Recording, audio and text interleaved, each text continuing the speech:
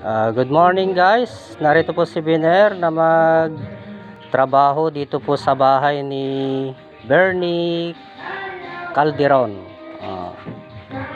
Itong mga mga kapatid, ang mga welding machine na ibinigay sa akin ng Dole, ito dito may babasal ito, yung grinder, welding mask, grinding disc. Yan ang gagamitin dito po sa paglalagay ng steel window ni Bernie Calderon. Yan, dito may babasal mga kapatid. Ito sa steel window niya